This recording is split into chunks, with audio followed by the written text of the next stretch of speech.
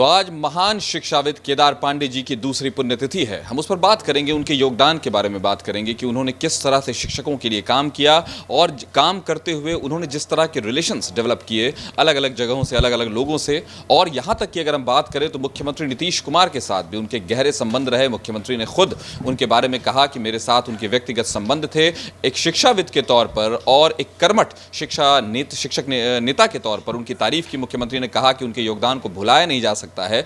सभापति ने भी, जो हाउस के सभापति, असेंबली के सभापति, उन्होंने भी उनकी तारीफ की और उनके जो अचीवमेंट्स थे, उनकी जो उपलब्धियां थी, उनके बारे में बात की और बताया कि किस तरह से उन्होंने शिक्षा के फील्ड में शिक्षकों के लिए अलग अलग काम किए हैं और जिंदगी भर वो इसी संघर्ष में जुटे रहे।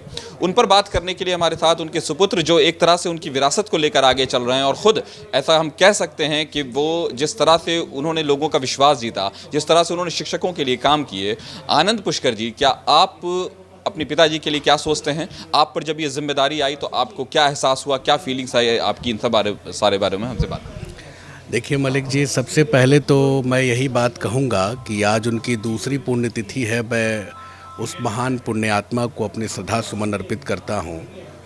और मैंने देखा है कि बिहार की शिक्षा व्यवस्था में जो उनका योगदान रहा है, तो वो लगातार शिक्षकों के लिए ही जीते थे। शिक्षकों के बारे में ही उनकी चिंता रहती थी, उनकी समस्याओं का निराकरण करना, उनके बारे में अच्छी पॉलिसी सोचना, उनके अधिकार की लड़ाई लड़ना।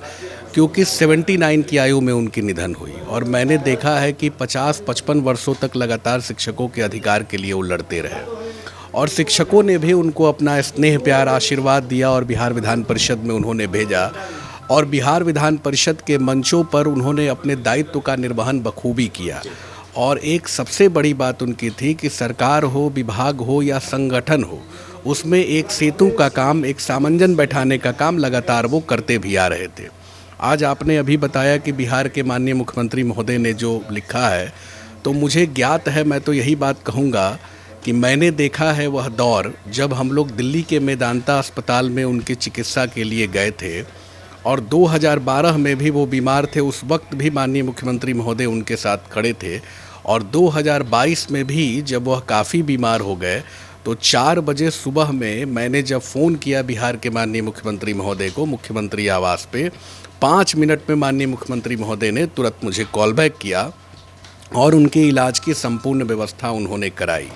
और स्वयं माननीय मुख्यमंत्री महोदय जी उनके निधन के बाद भी बांसघाट पे घंटों आके खड़े रहे और उन्होंने मुझे दायित्व भी दिया कि आपको ही चुनाव लड़ना है। उनकी जो भी संकल्प है, उनके अधूरे सपने हैं, उन सपनों को आपको आगे बढ़ाना है और शिक्षा के क्षेत्र में आपको काम भी करना है। तो मैंने देखा कि जो माननीय मुख्यमंत्री महोदय का जो विज़न था, उनकी जो सोच रही है, पिताजी के प्रति रही है और उनकी जो भाव, उनके साथ एक अपना व्यक्तित्व जो लगाव था, आज दूसरी पुण्यतिथि पे बिहार के माननीय मुख्यमंत्री महोदय जी उनको अपने श्रद्धा सुमन अर्पित कर रहे हैं और दे रहे हैं। तो यही है एक संबंध, यही है एक कार्यशैली और यही है उनकी विद्वता। और मैं एक और बात आपको बताना चाहता हूँ, जब बांसघाट की यात्रा पे हम लोग थे तो माननीय मुख्यमंत्री महोदय ने एक और बात कही थी कि जो पांडे जी का भाषणों का जो संकलन रहा है बिहार विधान परिषद में, जितनी भी बातें उन्होंने की है, उस भाषणों को संकलित करते हुए एक सदन संस्मरण पुस्तक का विमोचन भी बिहार के माननीय मुख्यमंत्री महोदय जी ने किया। जितनी भी बात उन्होंने सदन के भीतर कही थी, इसका विमोचन 25 फरवरी 2024 को बिहार के माननीय मुख्यमंत्री महोदय जी ने किया। यह हमारे लिए, हमारे परिवार के लिए यह बहुत बड़ी बात है कि मेरे पिताजी को इतना सम्मान सरकार ने दिया, इतना सम्मान, प्यार, आशीर्वाद शिक्षकों ने दिया है। और रही बात बिहार विधान परिषद के माननीय सभापति जी ने जो लिखा है, उनके प्रति अपनी श्रद्धांजलि अर्पित की है, तो मैंने देखा है कि सदन में या तो पक्ष हो या विपक्ष हो, माननीय मंत्री विजय कुमार चौधरी जी भी अपने वक्तव्यों में लगातार कहते थे कि सदन में किस तरीके से अपनी बातों को रखा जाता है, सवालों को उठाया जाता है या उन सवालों को समाधान बताया जाता है। तो जब भी मेरे पिताजी सदन के भीतर बोलते थे तो वह समस्या को उलझाना नहीं चाहते थे, वह समस्या को किस तरीके से निराकरण किया जाए उस कार्यों पर लगातार उनका बल होता था। और अपनी बातों को बहुत सहज भाव से रखते थे, इसीलिए उनकी सारी बातों को सरकार सुनती थी। तो इसीलिए उनकी सारी बातों को सरकार सुनती थी। आज उनकी दूसरी पुण्यतिथि है। उन्होंने जो ज़िंदगी भर काम किया है, जिस तरह के सफ़र को उन्होंने अंजाम दिया है और जहां ले जाकर उस मंजिल को छोड़ा है, और उनके सुपुत्र आनंद पुष्कर जी, जिनको आप सुन रहे थे, उन्होंने ये जिम्मेदारी संभाली है कि कहीं ना कहीं उस विरासत को लेकर आगे बढ़ा जाए और शिक्षकों के हक़ में, उनके लिए और शिक्षा के क्षेत्र में काम करते रहा जाए। नमस्कार।